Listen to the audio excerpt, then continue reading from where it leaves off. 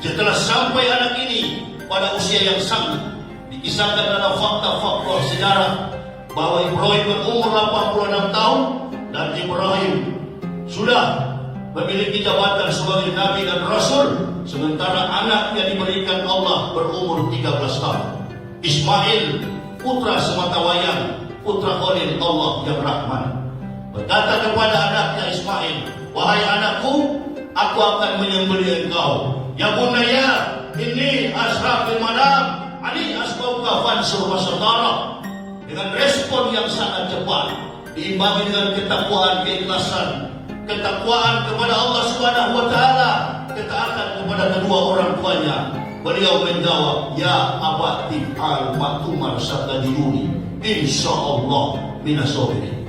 Lakukan wahai ayahku dengan cepat, supaya engkau akan mendapatiku, insyaallah tergolong orang-orang yang sabar. Kemudian dilakukanlah penyembelihan itu. Pikirkanlah wahai Ismail, apa yang kira-kira engkau renungkan di dalam hatimu. Mengorbankan seorang anak bukanlah hal yang gampang. Anak sematawayang yang berpuluh-puluh tahun didapatkan oleh Ibrahim alaihissalam, dan ketika datang anak ini akan dikorbankan, orang tua tentunya tidak rela. Kita tidak rela apabila anak kita dikorbankan begitu saja. Tapi kemantapan ketauhidan iman Ibrahim alaihissalam tak ada bandingnya. Pengakuan kita kepada Allah Subhanahu wa taala, "Qul innani hadani rabbi ila siratal mustaqim, ila qiyamah millata Ibrahim hanif." Turut berduka cita untuk keluarga Yahya Waloni. Ada satu hal yang menjadi penyesalan sebetulnya ya bagi umat Kristen, karena mendengar berita kematian Yahya Waloni.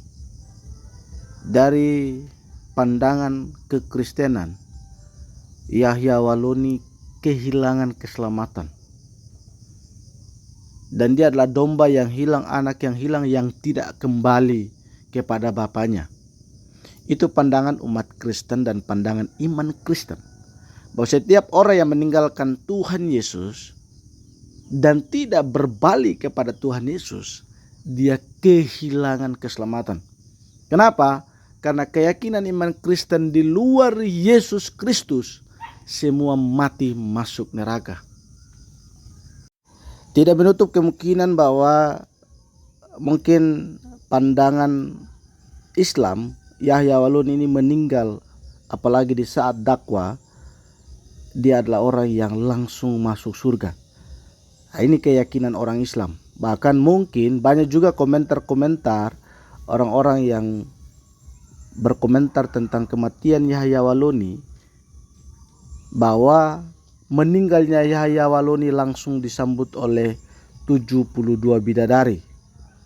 Ini hal yang mungkin di luar dari pengetahuan keyakinan dari Kristen, tapi banyak sekali orang-orang yang berkomentar bahwa Yahya Waloni sudah disambut 72 bidadari.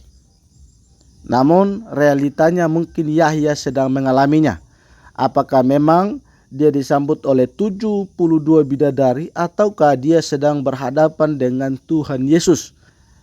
Semua adalah misteri. Tidak ada yang tahu bagaimana akhir daripada kisah Yahya Waloni, apakah di sorga dan di neraka. Tapi pandangan-pandangan kita pasti berbeda.